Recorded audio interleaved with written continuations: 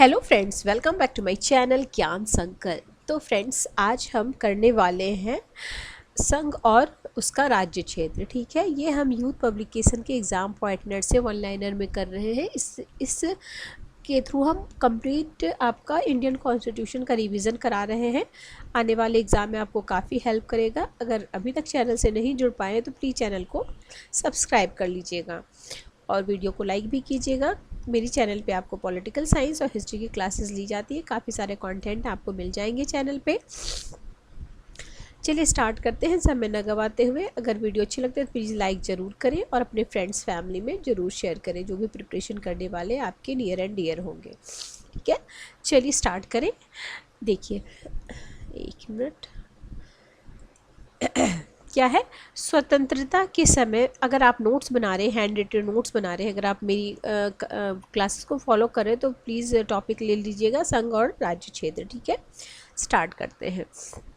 स्वतंत्रता के समय भारतीय सीमा के अंतर्गत रियासतों की कितनी संख्या थी? जब स्वतंत्र हुआ था भारत, उस समय रियासतों की संख्या कितनी थी? तो 552।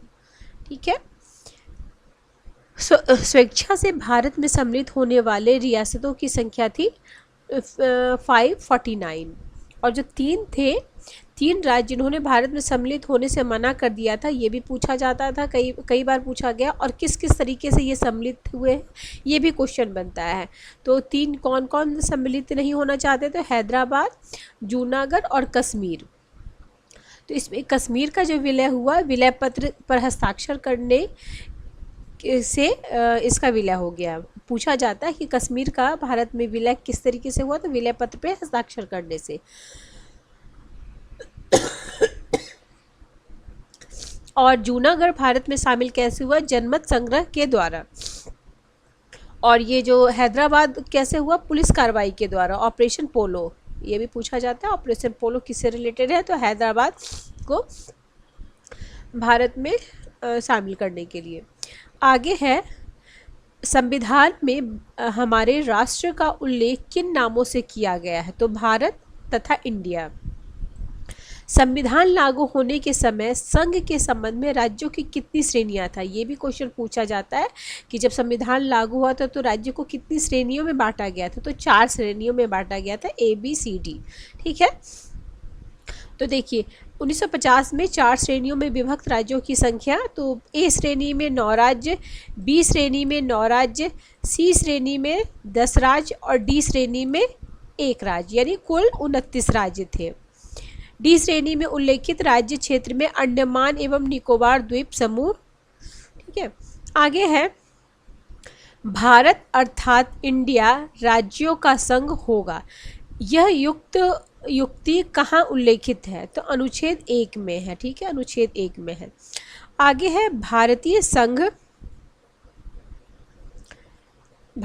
संघ में नए राज्यों के प्रवेश या स्थापना की शक्ति सन्निहित है। तो संसद में, अनुच्छेद 2।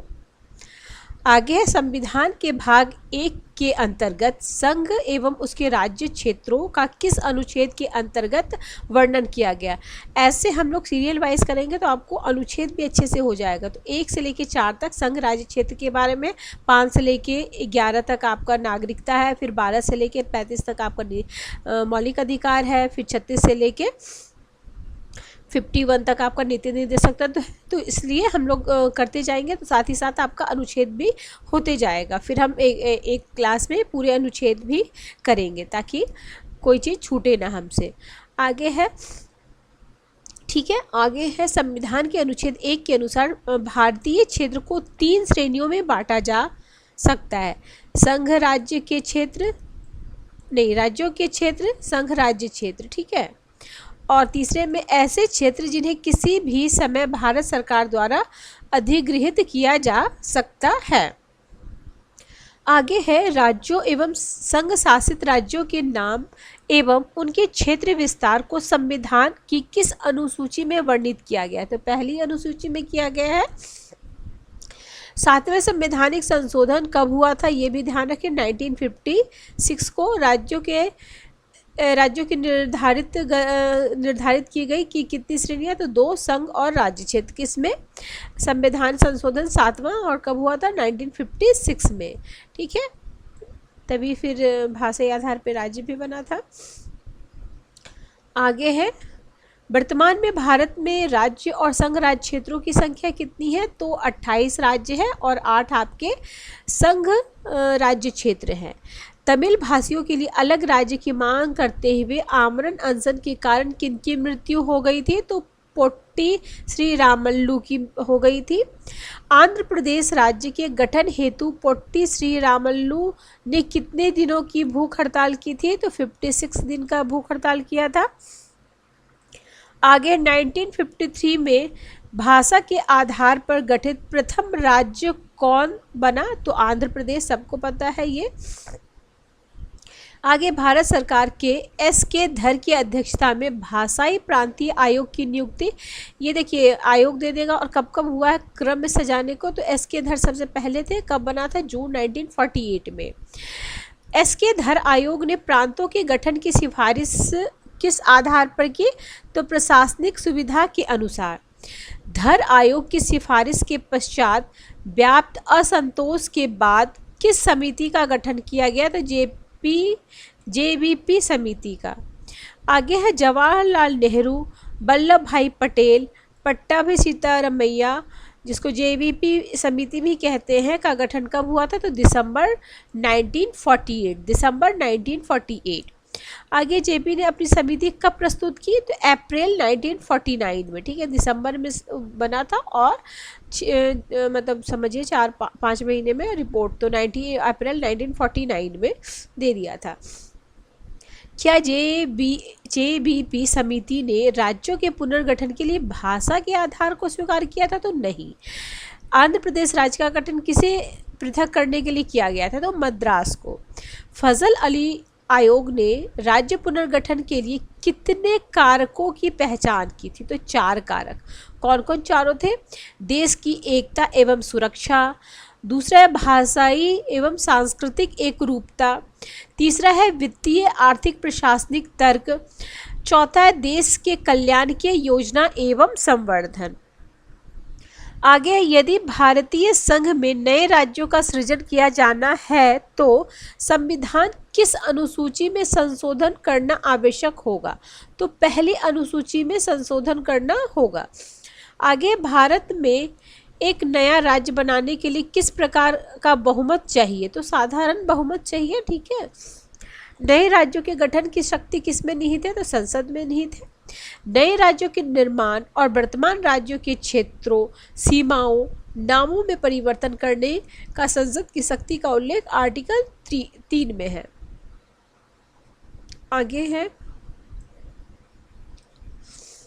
अनुच्छेद 3 के अंतर्गत संसद विधि द्वारा नए राज्यों का निर्माण और वर्तमान राज्यों के क्षेत्र, सीमाओं या नामों में परिवर्तन कर सकता है। जो पहला है, किसी राज्य में से उसका राज्य क्षेत्र अलग करके अथवा 2 या अधिक राज्यों के भागों को मिलाकर नए राज्यों का निर्माण कर सकता है। ख में, किसी राज्य के क्षेत्र को बढ़ा सकेगी। ग, किसी राज्य का क्षेत्र घटा सकेगी। घ, किसी राज्य की सीमाओं में परिवर्तन कर सकेगी। ड, किसी राज्य के नाम में परिवर्तन कर सकेगी। आगे है, राज्य पुनर्गठन आयोग कब बनाया गया था? तो 1953 में बनाया गया था राज्य पुनर्गठन आयोग। राज्य पुनर्गठन अधिनियम कब लागू किया गया था? तो 1956। 1 नवंबर 1956 को राज्य पुनर्गठन आयोग ने कितने राज्य एवं संघ राज्य क्षेत्र बनाए जाने की सिफारिश की थी? तो 14 राज्य और 6 संघ राज्य क्षेत्र। 14 राज्य और 6 संघ राज्य क्षेत्र। राज्य पुनर्गठन आयोग में सदस्यों की संख्या कितनी थी? तो 3 थी। राज्य पुनर्गठन आयोग सदस्य कौन कौन सम्मिलित थे? तो एक तो फजल अली जो अध्यक्ष थे, के.एम. पनिक्कर थे सदस्य, और एच.एन. कुजरू थे इसके सदस्य। अब कब कब राज्य बना ये भी क्रम में सजाने को आ जाता है, तो आप बिल्कुल ध्यान रखिए। मैं इसको शॉर्ट्स में भी डाल दूंगी ताकि आप कई बार देख के आपको ध्यान हो जाए। इसको ना ग्रुप में बना लीजिएगा तो सही से याद होते। आंध्र प्रदेश तो सबको याद है। 60 में महाराष्ट्र और गुजरात अलग हुआ था, ठीक है। 60 में नागालैंड, 63 हरियाणा और पंजाब 66 में, हिमाचल 71, मेघालय मणिपुर त्रिपुरा 72 में, तीनों एक डेट है 21 जनवरी, मेघालय मणिपुर त्रिपुरा, और सिक्किम 75 में, मिजोरम 87 में, अरुणाचल 87 में, गोवा 87 में, और छत्तीसगढ़ उत्तराखंड और झारखंड ये तीनों, तो छत्तीसगढ़ पहले 1 नवंबर, उत्तराखंड 9 नवंबर और झारखंड 15 नवंबर, और सबसे लास्ट जो बना है अभी वह है 2 जून 2014 तेलंगाना। संघ राज्य क्षेत्रों का प्रशासन किसके द्वारा किया जाता है? तो राष्ट्रपति अथवा उसके द्वारा नियुक्त प्रशासक द्वारा। वह अनुच्छेद जिसके अंतर्गत भारत द्वारा अर्जित राज्य क्षेत्र में नए राज्यों के रूप में गठित किया जाएगा, नए राज्य, तो ये अनुच्छेद 2 हो जाएगा। नए राज्य की बात हो रही है, जो वर्तमान राज्य उससे अलग होने पे तो आर्टिकल 3 हो जाएगा, और नए राज्य का तो 2 हो जाएगा। पौंडीचेरी को भारत का संघ राज्य क्षेत्र किसके तहत बनाया गया था? तो 14वें संवैधानिक संशोधन अधिनियम 1962 द्वारा। जम्मू कश्मीर का विलय कब हुआ था? तो 26 अक्टूबर 1947।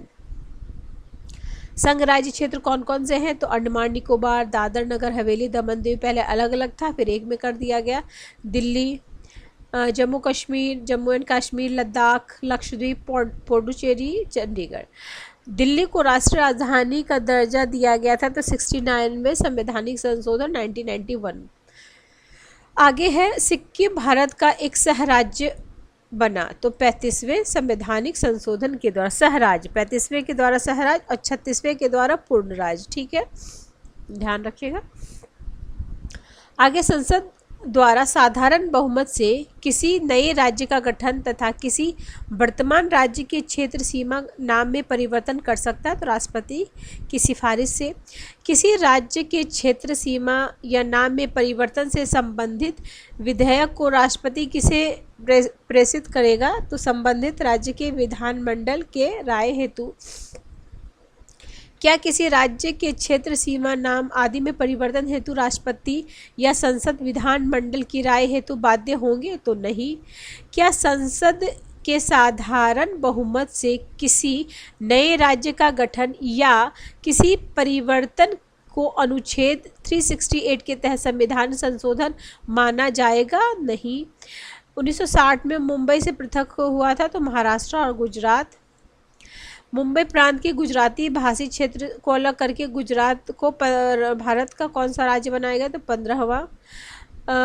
1966 में पंजाब के हिंदी भाषी क्षेत्र किस राज्य के रूप में गठित हुए? तो हरियाणा हिंदी, ये पंजाब हो गए पंजाबी। भारतीय संघ का 18वां राज्य तो हिमाचल प्रदेश 1971। मणिपुर, त्रिपुरा, मेघालय तो 19, 20, 21वां राज्य बना। सिक्किम 22वां राज्य बना 36 में। 23, 24 और 25वां राज्य बना 87 में कौन कौन? मिजोरम, अरुणाचल प्रदेश, गोवा। 36वां राज्य छत्तीसगढ़ 1 नवंबर 2000। फिर 36वां ये बना। फिर आपका उत्तराखंड 27वां और 28वां राज्य बना था झारखंड, ठीक है। और अब जैसे पहले जम्मू कश्मीर राज्य था अब वो संघ शासित प्रदेश हो गया, इसलिए पहले 29 राज्य थे और 8 संघ शासित प्रदेश। बट जब जम्मू कश्मीर को संघ राज्य क्षेत्र बनाया गया तो एक राज्य घट गया। भारतीय संघ के अंदर किसी राज्य को मिलाने का अधिकार तो संसद। आगे 1 मिनट। भारत संघ राज्य क्षेत्र की पद्धति की विशेषता तो भारत में स्वतंत्र न्यायपालिका, केंद्र एवं राज्यों के बीच शक्तियों का स्पष्ट विभाजन, संघबद्ध होने वाली इकाइयों को राज्यसभा में असमान प्रतिनिधित्व। क्या भारतीय संविधान के अंतर्गत राज्यों को संघ से अलग होने का अधिकार है? तो नहीं है। 27वां राज्य उत्तराखंड 9 नवंबर 2000। 28वां राज्य 15 नवंबर। तेलंगाना 29वां राज्य। आगे है जम्मू कश्मीर। 2019 के अंतर्गत जम्मू कश्मीर को 2 नए केंद्र शासित प्रदेश में बांट दिया गया, जम्मू कश्मीर और लद्दाख। केंद्रीय गृह मंत्रालय की अधिसूचना के अनुसार जनवरी 2020 दो केंद्र शासित प्रदेश दादर नगर हवेली और दमन दीव को संयुक्त रूप से केंद्र शासित प्रदेश बनाया गया। अतः अब केंद्र शासित प्रदेश 8 हो गए। दादर नगर हवेली 1954 तक किसी औपनिवेशिक शासक के अंतर्गत था, तो किसके? पुर्तगाली। गोवा को पूर्ण राज्य का दर्जा 87 में। दमन द्वीप को गोवा से अलग किया गया था 56वें संवैधानिक संशोधन के द्वारा। बेरुबारी राज्य क्षेत्र पश्चिम बंगाल के भाग को पाकिस्तान को हस्तांतरित करने के लिए पारित किया गया संविधान संशोधन था, तो 9वां संविधान संशोधन 1960। ठीक है, और ये बेरुबारी जो के है इसने प्रस्तावना को संविधान का अंग नहीं माना था। ये भी क्वेश्चन पूछा जाता है। ठीक है, सिक्किम राज्य के लिए विशेष प्रशासनिक व्यवस्था करने के लिए अनुच्छेद अंत स्थापित किया गया, तो अनुच्छेद 371। अविभाज्य राज्यों का अविभाज्य संघ कहा जाता, तो अमेरिका को। ठीक है, अविभाज्य राज्यों का अविभाज्य संघ। भारत को घोषित किया जाता है राज्यों का संघ। विभाज्य राज्य का अविभाज्य संघ। ठीक है, विभाज्य राज्य है, इसमें देखिए अविभाज्य दोनों है, और इसमें विभाज्य राज्य है और अविभाज्य संघ है, ये भारत। आगे अनुच्छेद 2 और 3 के अधीन नए राज्यों की स्थापना या उनके प्रवेश और विद्यमान राज्यों के नामों और क्षेत्रों और उनकी सीमाओं आदि में परिवर्तन के लिए बनाई गई विधियां अनुच्छेद 368 के अधीन संविधान के संशोधन नहीं मानी जाती। अनुच्छेद 4(2) के अंतर्गत वह अधिनियम जिसके अंतर्गत केंद्र और राज्य के मध्य और विभिन्न राज्यों के मध्य परस्पर सहयोग के लिए क्षेत्रीय परिषद स्थापित की गई है, तो राज्य पुनर्गठन 1956। वर्तमान में देश में क्षेत्रीय परिषदों की संख्या कितनी है? तो 5। उत्तर, मध्य, दक्षिण, पूर्व, पश्चिम।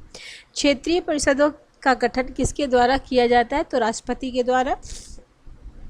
क्षेत्रीय परिषद किस प्रकार का निकाय है? तो परामर्शदात्री निकाय है। प्रत्येक क्षेत्रीय परिषद में सम्मिलित किया जाता है राष्ट्रपति या गृह मंत्री द्वारा मनोनीत केंद्रीय मंत्री तथा संबंधित राज्य के मुख्यमंत्री। संघ राज्य क्षेत्र दिल्ली को राष्ट्रीय राजधानी क्षेत्र का दर्जा दिया गया संबंधित अनुच्छेद तो 239 क में।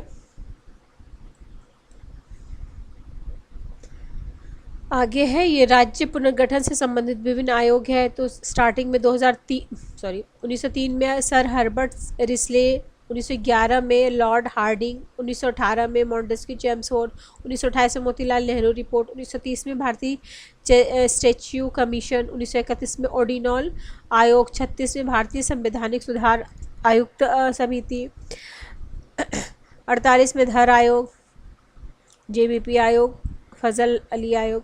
तमिलनाडु की राजधानी मद्रास, इसका परिवर्तन नाम क्या है? चेन्नई। आंध्र प्रदेश सरकार द्वारा 2020 में पारित अधिनियम के तहत कितनी राजधानियों का प्रावधान किया गया? 3, अमरावती, विशाखापट्टनम और कुर्नूल। आगे 1969 में मद्रास का नाम बदलकर तमिलनाडु किया गया। अब ये पुराना नाम है और ये नया। मद्रास तमिलनाडु, मैसूर कर्नाटक, उत्तरांचल उत्तराखंड, पौंडुचेरी पुडुचेरी उड़ीसा ओडिशा। महत्वपूर्ण तथ्य है भारत राज्यों का संघ यूनियन है, फेडरेशन नहीं। स्पष्ट अनुच्छेद 1 में। राज्य संघ से अलग नहीं हो सकता, यह स्पष्ट है अनुच्छेद 1 में। हिमाचल प्रदेश 1971 से पहले था संघ राज्य क्षेत्र। मैसूर राज्य 1973 के द्वारा मैसूर का नया नाम कर्नाटक।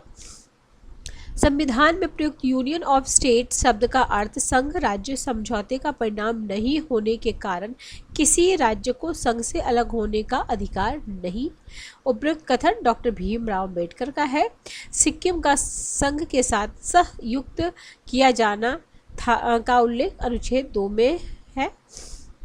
ठीक है फ्रेंड्स, हमने संघ राज्य क्षेत्र को कंप्लीट कर लिया है।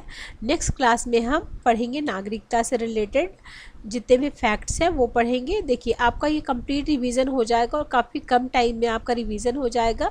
और जब ये मैं एक बार कंप्लीट करा दूंगी फिर इससे रिलेटेड क्वेश्चन भी लेके आऊँगी। देखोगे बीच बीच में भी क्वेश्चन टॉपिक जैसे ही जितना ख़त्म हुआ मैं क्वेश्चन भी लाने की कोशिश करूँगी। ठीक है फ्रेंड, ज़रूर चैनल को सब्सक्राइब कर लीजिएगा और थोड़ा सा आप सपोर्ट कीजिए मेरा भी।